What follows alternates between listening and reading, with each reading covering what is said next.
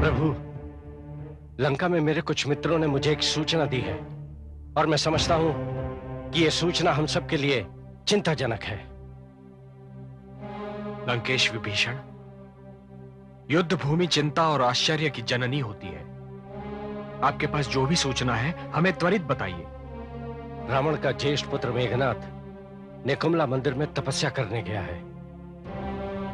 वो कहीं भी तप करने चला जाए, मेरे हाथों अपने प्राण नहीं बचा सकता, नहीं बचा सकता।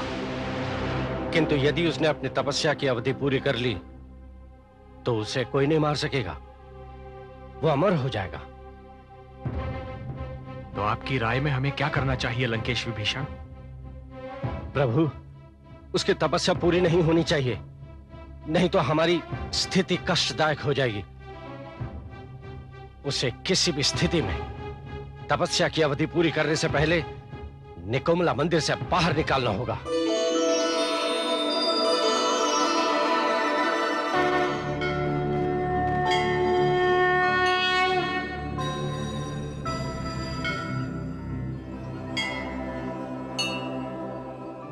देवाधिदेव, इस मुस्कान का रहस्य क्या है?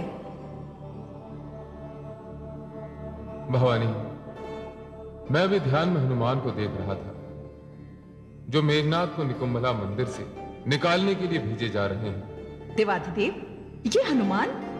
मेरे आराध्य श्री राम के सेवक। वनवास में सेवक? हाँ, श्री राम की सेवा के लिए मेरे अंश ने अवतार लिया है। आपका अंश? हाँ महादेवी, मेरा अंश, मेरा 11वां रुद्र अवतार। वो कौन है देवाधिदेव? वो कहां है? बताता हूं महादेवी, प्रारंभ से ही बताता हूं। उस दिन चैत्र शुक्ल की पूर्णिमा थी। वानरराज केसरी अपने निवास के द्वार पर व्यग्र घूम रहे थे। उनके सहयोगी मित्र उन्हें धैर्य रखने को कह रहे थे, क्योंकि निवास में उनकी पत्नी अंजनी मेरे अंश को जन्म देने वाली थी। मैं अपने अंश को दिव्य शक्ति प्रदान करना चाहता था, किंतु मेरी शक्ति को कौन धारण करता और कौन वहां तक ले जाता? मैं इसी विचार में व्याकुल था।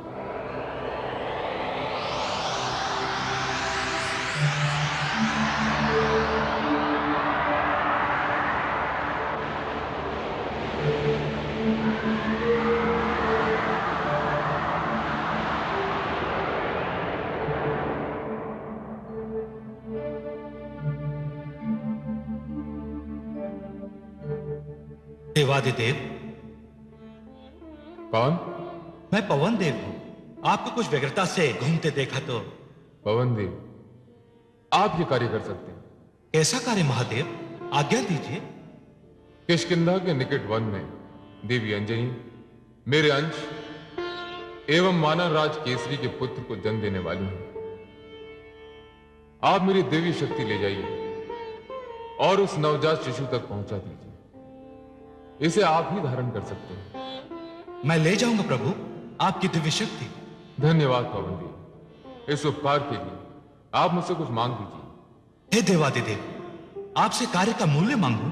नहीं पवन देव, आज मैं बहुत प्रसन्न हूं। आज मैं अपने आराध्य श्री राम के लिए सेवक रूप में जन्म दूंगा। मांग लीजिए, कुछ अवश्य मांग लीजिए। देवादिदेव, यदि आप सचमुच प्रसन्नता स्वरूप कुछ देना ही चाहते हैं तो मैं पवन हूं। मेरा कोई रूप नहीं, कोई आकार नहीं, इसीलिए मुझे यह अधिकार दीजिए कि मैं आपके अंश को पुत्र कह के पुकार सकूं। तथास्तु।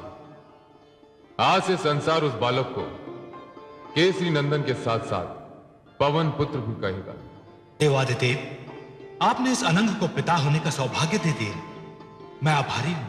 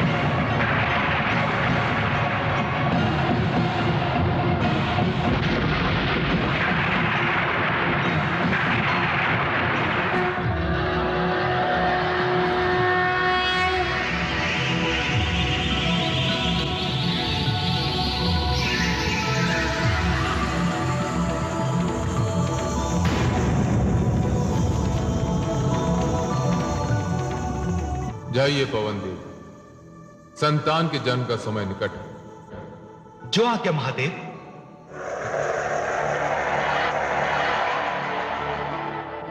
हे मेरे आराध्य, मेरे श्री राम, आपकी सेवा के लिए जो शक्ति प्रकट होने वाली है, उसके हृदय में जन्म से ही आपकी छवि है। वो जन्म से ही आपकी खोज में रहेगा। जिस दिन आपके दर्शन करेगा, आपको पहचान लेगा।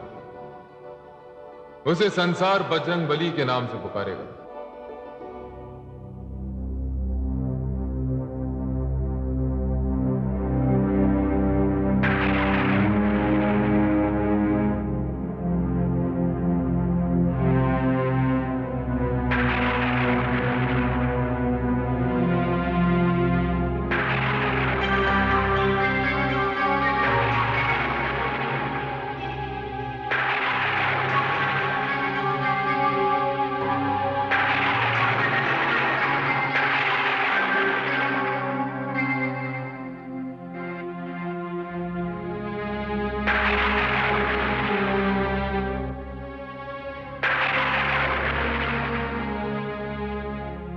वानर राज, इतनी व्यग्रता क्यों? धीरज रखिए। कैसे धीरज रखूं? पिता बनने का सौभाग्य केसरी को कितनी तपस्या के बाद एवं महादेव की कृपा से प्राप्त हुआ है। बस अब तो संतोष का बांध टूटने वाला है। मंत्री जी, कृपया पूछिए, अंजना सकुशल तो है ना?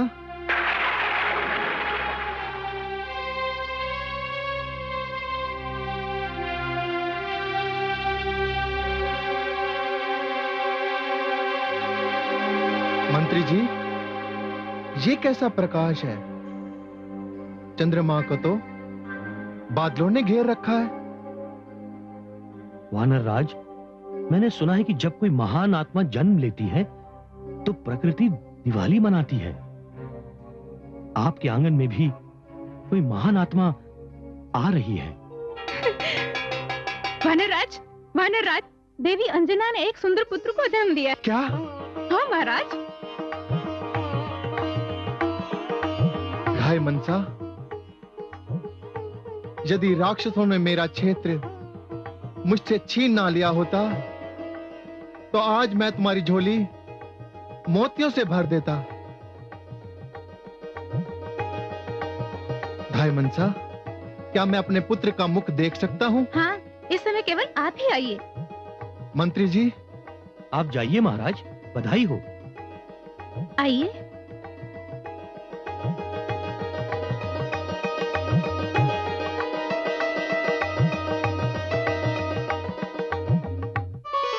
मेरे लाल,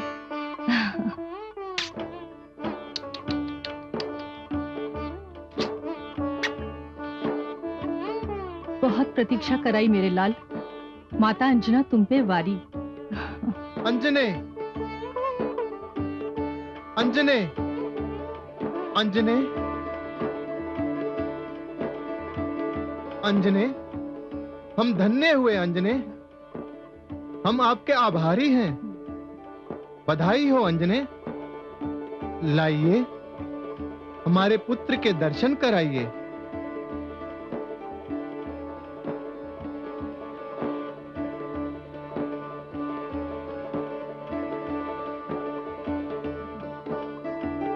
वानरराज, वानरराज। मंत्री जी, हरदूषण के राक्षसों ने हम पर आक्रमण कर दिया है। क्या?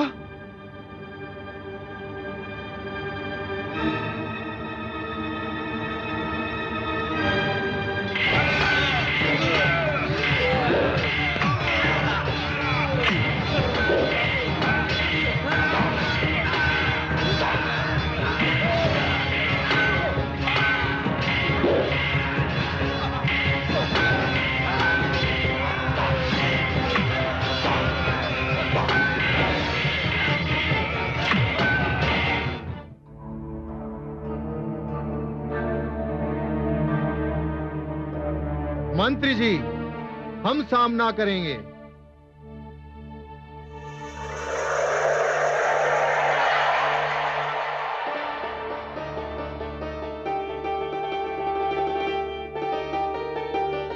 पुत्र, तुम तो शिव हो, सुंदर हो, सत्य हो।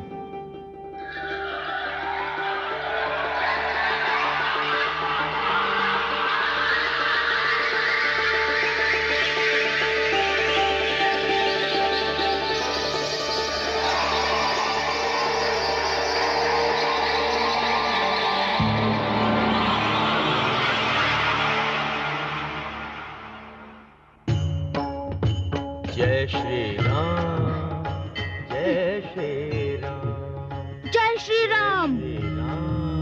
डरो नहीं माता, मैं आपका पुत्र हूँ। मैं आपकी एवं पिताश्री की रक्षा करूँगा। हे वानर राज, हे देवी, इसे तो स्वयं भगवान शिव ने अपनी अमोघ शक्ति प्रदान की है। जाओ पुत्र, वानर राज एवं इस क्षेत्र को संकट मुक्त करो। और पुत्र, मैं अपनी ओर से तुम्हें उड़ने की शक्ति प्रदान करता हूं। जय श्री राम, जय श्री राम, जय श्री राम, जय श्री राम, जय श्री राम।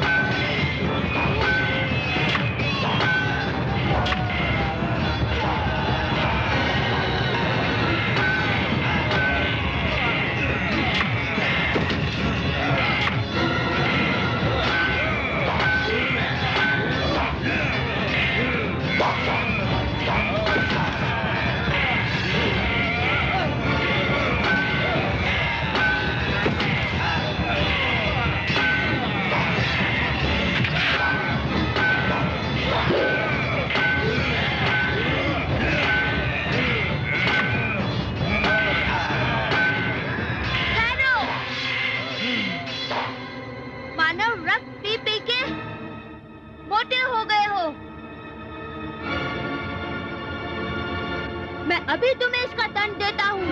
अरे वानर बालक, हमें धमका रहे हो?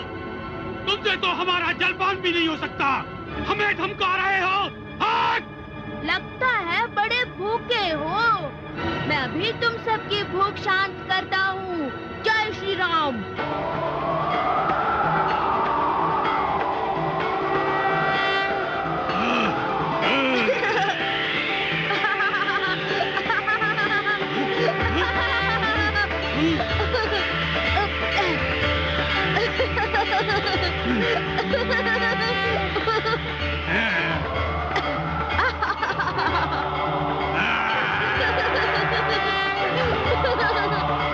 Ha ha ha ha!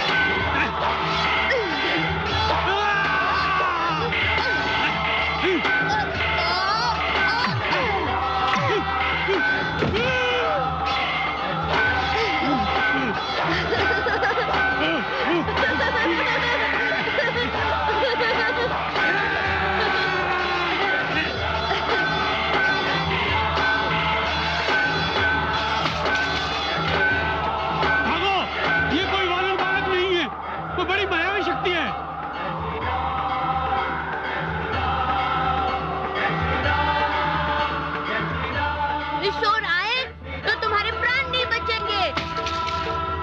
भाग गए।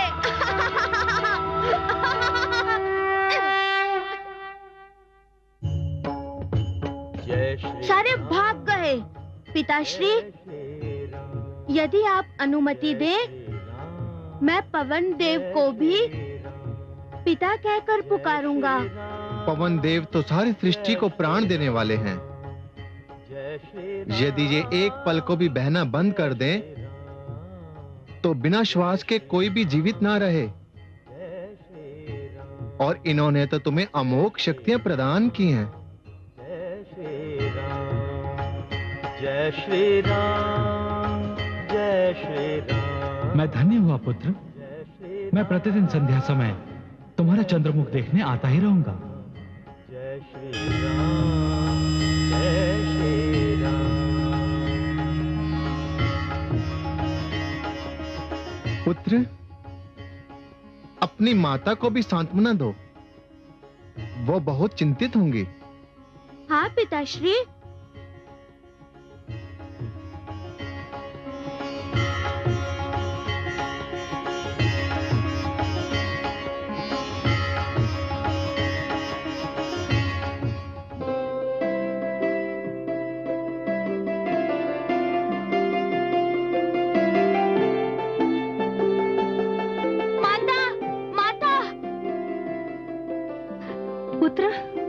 माता, सब राक्षस भाग गए।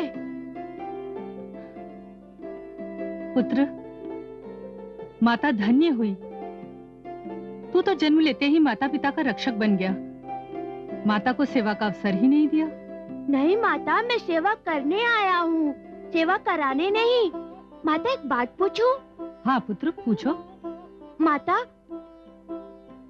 ये श्री राम कौन है और कहाँ है? पुत्र, ये नाम प्रथम बार मैंने तुम्हारे ही मुख से सुना है।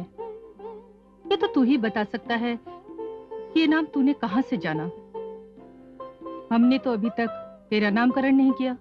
माता, मेरे हृदय में एक ज्योति सी जल रही है।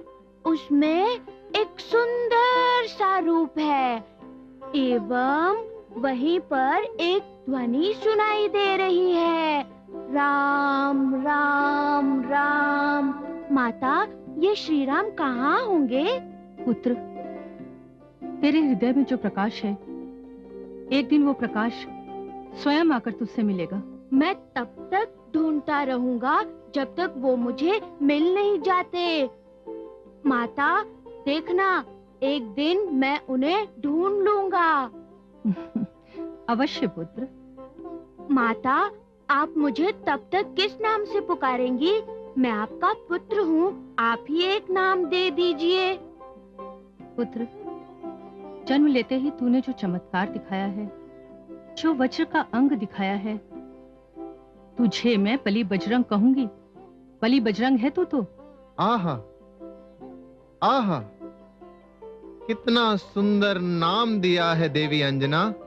आपने अपने पुत्र को बजरंग बली, हमारे बजरंग बली।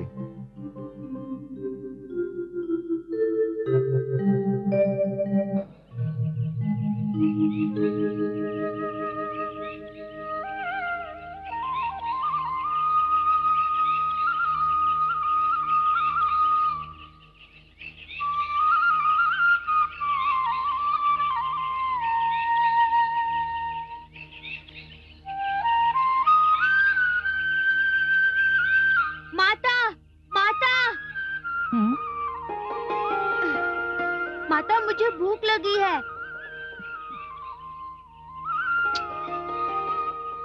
मैं अभी तुम्हारे लिए फल लेकर आती हूँ। नहीं माता, पहले अपनी पूजा समाप्त कर लीजिए।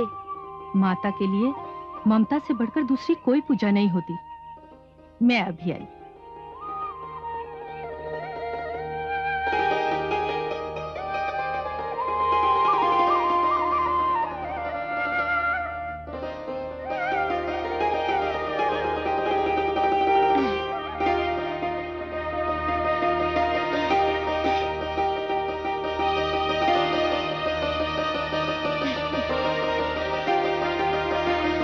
ये क्या वस्तु है? लाल लाल नित्य दिखाई देता है।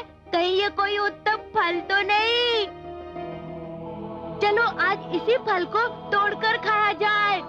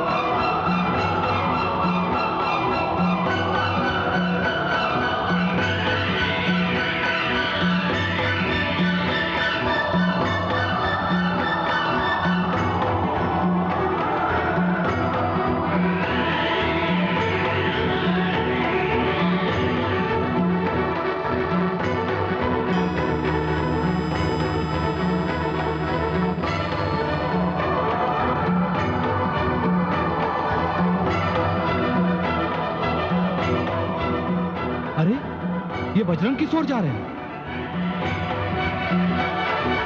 इनका लक्ष्य तो सूर्यदेव दिखते हैं। पुत्र बजरंग, पुत्र बजरंग। कहिए पिताश्री। ये प्रातःकाल किस ओर प्रस्थान कर रहे हैं? वो जो लाल लाल फल है ना, उसी को तोड़ने जा रहा हूँ। बड़ी भूख लगी है पिताश्री।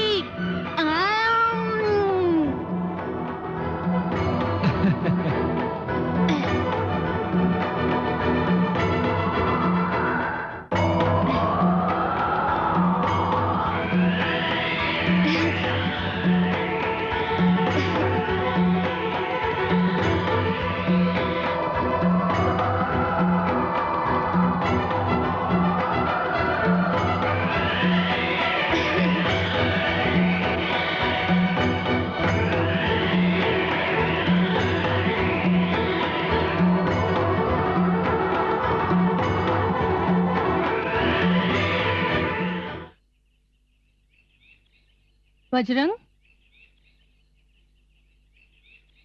बजरंग, देख मैं तेरे लिए फल लाई हूं। कहाँ है तू?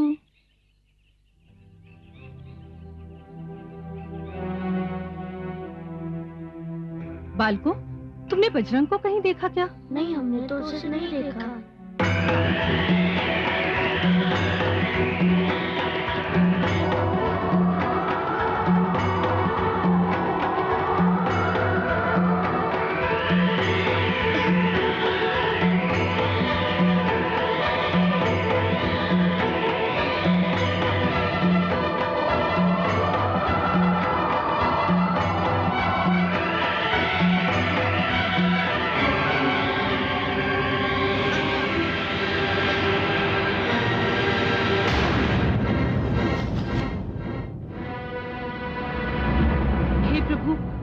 ये कैसा अंधकार है?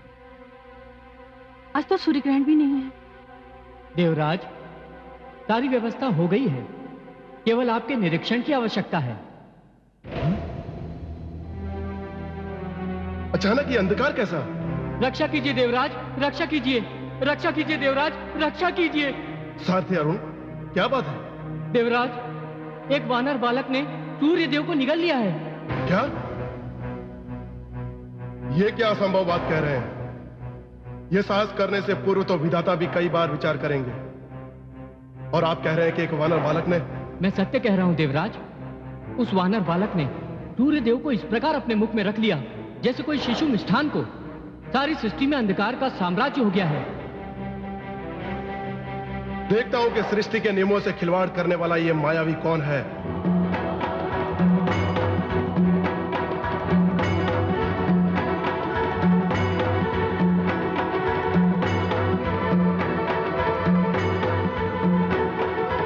तो कौन है रे मायावी?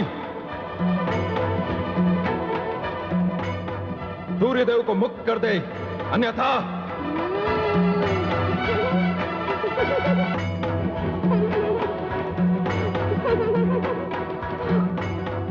तू हंस रहा है?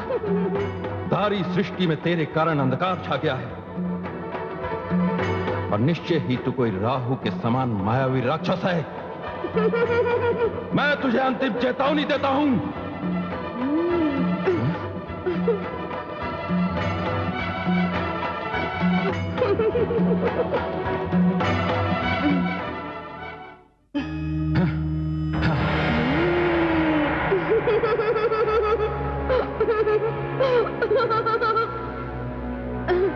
तू चाहे जो भी हो, मेरे वज्र के प्रहार से नहीं बच सकता।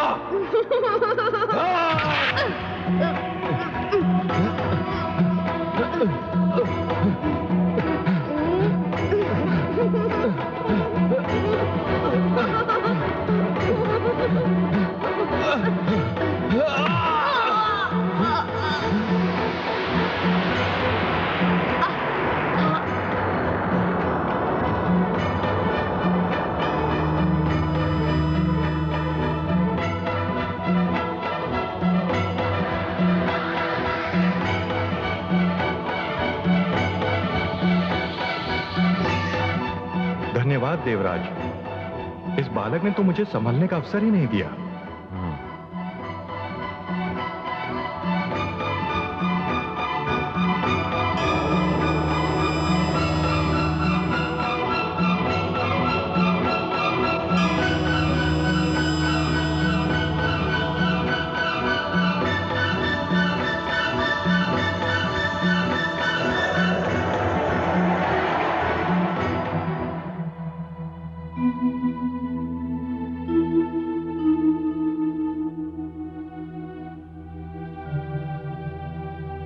स्वामी, ये अचानक अंधकार का होना, फिर प्रकाश का आना, मुझे तो बहुत चिंता हो रही है। कहीं चिंता ना करो देवी, बालक है, कहीं निकल गया होगा। नहीं स्वामी, बहुत भूखा था वो। इन बच्चों ने आसपास सभी जगह देख लिया।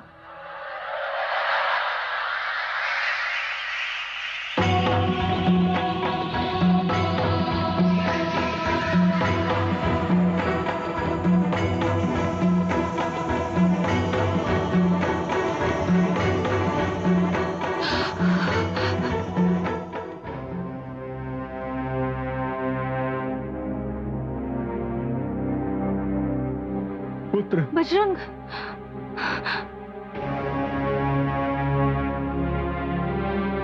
बजरंग पुत्र, बजरंग,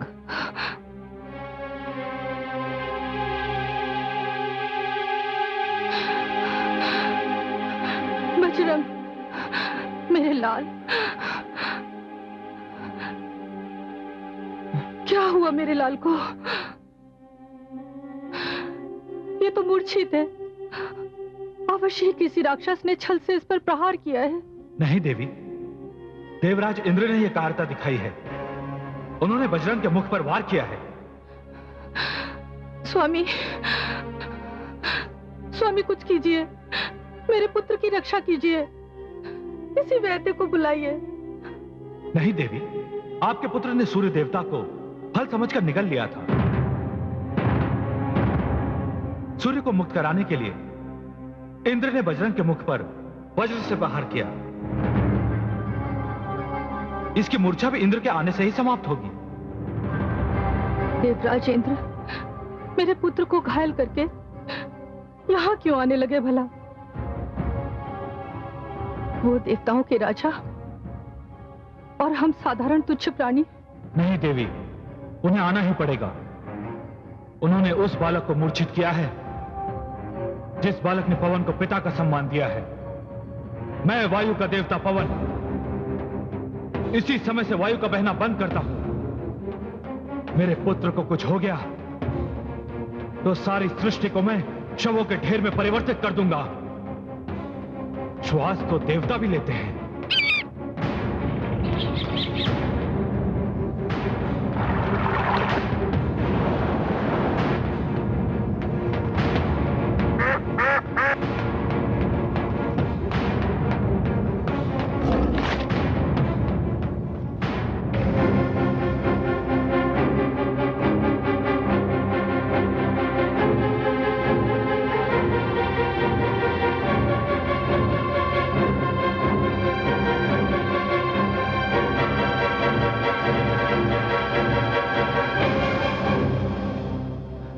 ये क्या हो रहा है?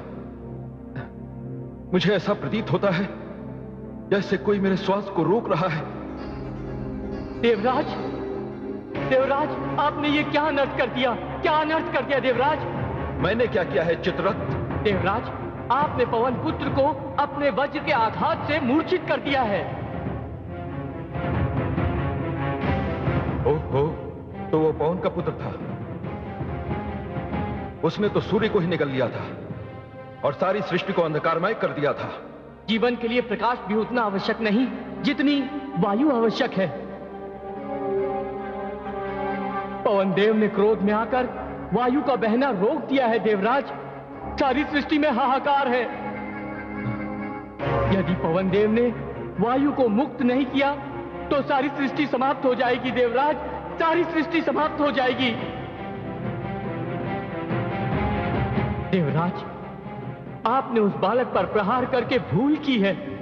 उस बालक को किसी भी फल का लालच देके आप सूर्यदेव को मुक्त करा सकते थे। यह भूल तो मुझसे हो गई। तो चलिए देवराज, हम सब जाकर पवन देव से प्रार्थना करते हैं, अन्यथा प्रलय आने से पहले ही प्रलय हो जाएगी देवराज, प्रलय हो जाएगी।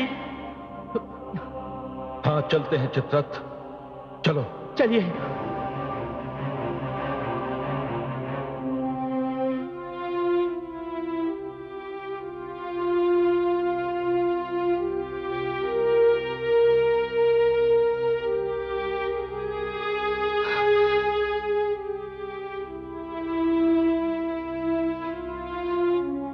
पवन देव, अभी तक देवराज नहीं आए। मेरे पुत्र का शरीर अब नीला पड़ने लगा है। यदि मेरे पुत्र को कुछ हुआ तो सारी सृष्टि मेरे आंसुओं में डूब जाएगी। आपके लाल को कुछ नहीं होगा माता।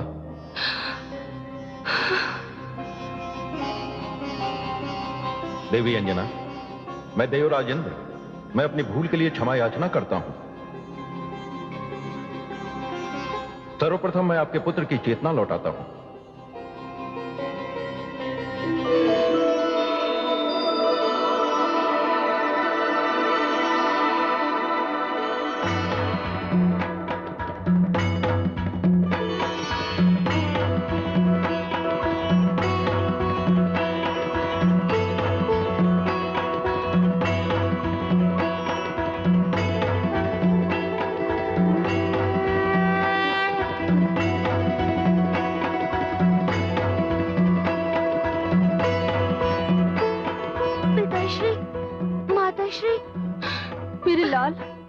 मेरे पुत्र।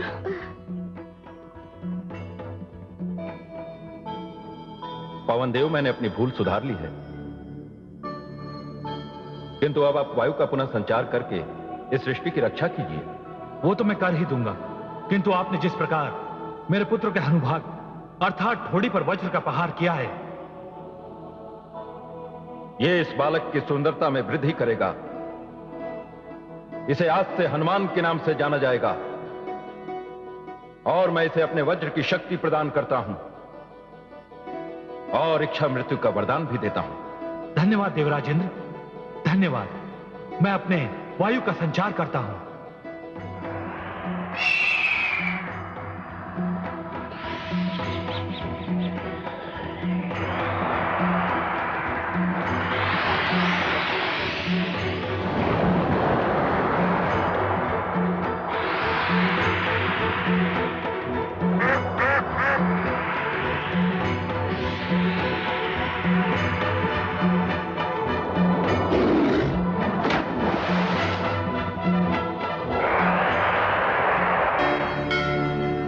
देवाधिदेव, हनुमान जन्म कथा सुनकर मैं धन्य हो गई। कितने नटखट, कितने चंचल थे हनुमान।